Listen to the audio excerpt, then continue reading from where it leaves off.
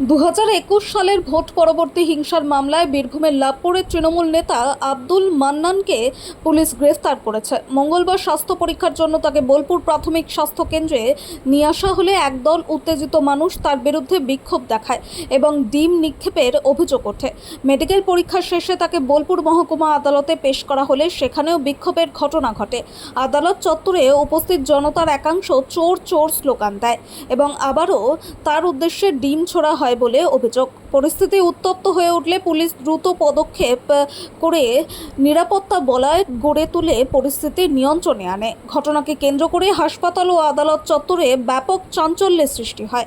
Police জানিয়েছে, অভিযুক্তকে আদালতে পেশ করার পর মামলার পরবর্তী আইনি প্রক্রিয়া শুরু হয়েছে। এই মামলায় সালাম শেখ, মমিন শেখ, মিঠু খলিফা এবং বীরভূম জেলা তৃণমূলের সহ সভাপতি আব্দুল মান্নানের নাম রয়েছে।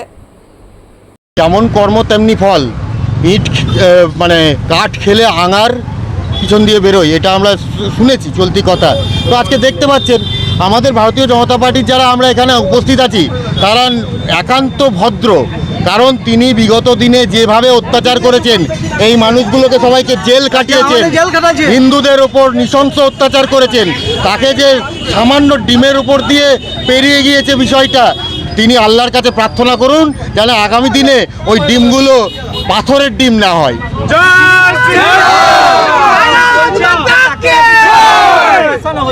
বলুন, তিনি বলছেন তাকে চক্রান্ত করে ফাঁসানো হচ্ছে, তিনি বলছেন উনি তাহলে এতদিন ধরে যেগুলো করেছিলেন সেগুলো সবই চক্রান্ত ছিল, সবই নাটক ছিল। উনি আসলে এমন ধরনের মানুষ ছিলেন যারা ওনার বিরুদ্ধে কথা বলতেন, যারা অন্য দল করতেন তাদেরকে এনডিপিএস, তাদেরকে খুনের মামলা, এইসব বিভিন্ন চক্রান্ত করে ফাঁসিয়ে এসছেন। তাই তিনি নিজেকে আয়নার সামনে সেই চক্রান্তের ছবিটাই উঠে আসছে, আর তিনি ভাবছেন ওনার সঙ্গে চক্রান্ত হচ্ছে। না, ওনার স্বপ্ন ভাঙুক, ওনার সঙ্গে কোনো চক্রান্ত হচ্ছে না। উনি যেগুলো করেছেন তার কর্মফল ভোগ হচ্ছে। শাহিন কাজী বিষয়ে আমরা যখন জিজ্ঞাসা করি, তিনি বলছেন শাহিন কাজী ব্যাপারে তিনি জানেনই না কোথায় পলাতক। শাহিন কাজী তো তার ব্যক্তিগত লোক, উনি লাভপুরের মানুষ, উনি বলবেন। শাহিন কাজী যে কাজটা করেছে, আমাদের তখন দাদা বিধায়ক হননি দেবাশিস ওঝা, ওনার উপর যে আক্রমণ, সেই আক্রমণের মূল চক্রী হচ্ছে এই মান্নান, এই সালাম, এই রানা সিং, এরা আব্বাস। এই মান্নান, রানা সিং 2019 সালে আমাদের এখন যিনি বিধায়ক দেবাশিস ওঝা, সেই সঙ্গে আমি আরও লাভপুরের বেশ কিছু সাধারণ মানুষ, তাদেরকে বিনা দোষে শুধুমাত্র বিজেপি করার অপরাধে 55 দিন জেলবন্দি করে রেখেছিল। সেই ক্ষোভের বহিঃপ্রকাশ আজ আমরা শুধুমাত্র আমাদের যে তৃণমূল, আমাদের যে বিজেপির যে ছেলেরা আছে, তারা তো সত্যিই ভালো, সত্যিই ভদ্র। তাছাড়া মান্নান কিসে নেই, জমি সেখানে দালালি করেছে, সরকারি সম্পত্তি, জিরো অ্যাকাউন্টের সম্পত্তি, সরকারি যে অ্যাকাউন্ট, যে জিরো অ্যাকাউন্ট খতিয়ান, জিরো খতিয়ান, সেখান থেকে সম্পত্তি নিয়ে নিজের আত্মীয় স্বজনের নামে রেকর্ড করে নিয়েছে।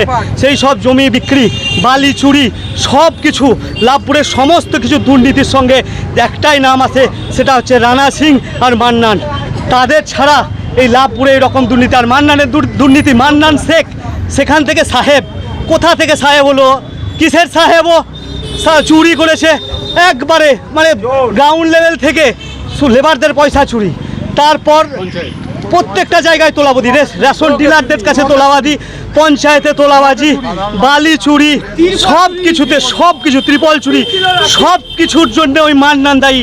মান্নান লাভপুর ব্লককে দেখিয়েছে কি করে চুরি করে সাম্রাজ্য চালাতে হয়।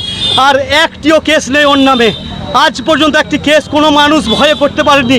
ও ভেবেছিল লাভপুরের পুষ্পা, ওকে আজ দেখতে, মানে এবারও দেখুক যে ওর এই যে দুর্নীতি করেছে তার ফল আমাদের এই গভর্নমেন্ট, আমাদের এই সরকার ওকে বুঝিয়ে দেবে যে মানুষকে বিনা দোষে জেল খাটানো, মানুষের কষ্টের অর্জিত সম্পদ লুট করা, তার কি ফল এবার উনি টের পাবেন। আপনার নাম আর পরিচয়? আমার নাম মৃগাঙ্ক ঘোষ, আমি বিজেপির একজন কার্যকর্তা।